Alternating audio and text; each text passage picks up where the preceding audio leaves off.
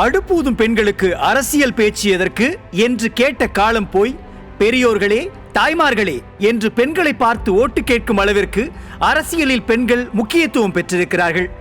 எந்த கட்சி ஆட்சிக்கு வர வேண்டும், யார் நம்மை ஆள வேண்டும் என்று தீர்மானிக்கும் இடத்திற்கு முன்னேறி இருக்கிறார்கள்.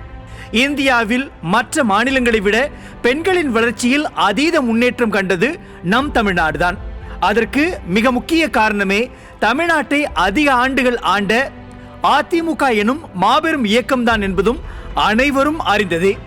1991 புரட்சி தலைவி ஜெயலலிதாவால் கொண்டு வரப்பட்ட தொட்டில் குழந்தை திட்டம் முதல் பெண்களுக்கென்று பார்த்து பார்த்து அதிமுக செய்த திட்டங்களால் தான் இன்று பெண் வாக்காளர்கள் அதீத அரசியல் முக்கியத்துவம் பெற்றிருக்கிறார்கள் என்பதில் துளியளவு சந்தேகம் இல்லை.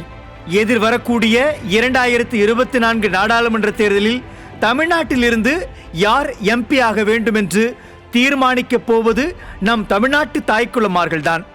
அதனால்தான் பெண் வாக்காளர்களை எப்படியாவது கவர்ந்துவிட வேண்டும் என்று பல கட்சிகளும் தங்கள் தேர்தல் அறிக்கையில் பெண்களுக்கு முக்கியத்துவம் கொடுக்கும் பல்வேறு திட்டங்களையும் அறிவிக்க துடிக்கிறார்கள்.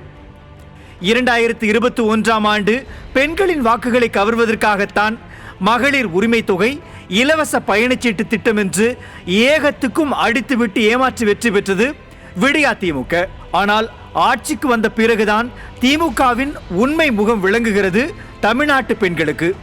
ஓசி டிக்கெட், நீ எஸ்சி தானம்மா என்று ஏகத்துக்கும் பேசுவது, மனு கொடுத்த பெண்ணின் தலையில் தட்டுவது முதல் பெண் காவலாளியின் கையை முறுக்குவது, பெண் காவலரின் இடுப்பை கிள்ளுவது என்று வகை தொகை இல்லாமல் பெண்களிடம் பஞ்சாயத்து பண்ணி வைத்திருக்கிறது விடியா திமுக. அதனால்தான் சுப்புலட்சுமி ஜெகதீசன் வெளியேற்றம் முதல் கனிமொழி புறக்கணிப்பு வரை திமுகவிற்குள்ளேயே பெண்கள் புறக்கணிக்கப்படும் பொழுது பொதுமக்களுக்கு இந்த விடியா திமுக என்ன நல்லது செய்துவிடப் போகிறது என்ற கேள்வி எழுவது நியாயம்தானே? பெண் வளர்ச்சிக்காக அதிமுக கொண்டு வந்த உள்ளாட்சியில் 50% இடஒதுக்கீட்டால் இன்று பெண்களுக்கு அரசியல் அங்கீகாரம் கிடைத்திருக்கிறது. அதே சமயம் பெண்களின் வளர்ச்சிக்காக அதிமுக கொண்டு வந்த தாலிக்கு தங்கம், விலையில்லா கறவை மாடு, ஆடு, கோழி வளர்க்கும் திட்டம், லேப்டாப் என்பன போன்ற பல்வேறு திட்டங்களை விடியா திமுக நிறுத்திவிட்டதால் கொந்தளிப்பில் இருக்கிறார்கள் தமிழ்நாட்டு தாய்மார்கள்.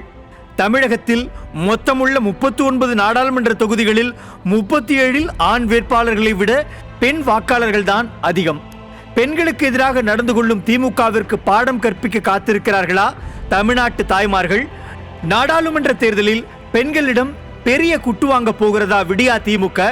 அப்படி என்றால் தமிழ்நாட்டு தாய்க்குளமார்களின் ஓட்டுகளை அள்ளப்போவது யார் என்பதை பொறுத்திருந்து பார்க்கலாம். நியூஸ் ஜே செய்திகளுக்காக இணை ஆசிரியர் மனோஜ்குமார் கோபாலன்.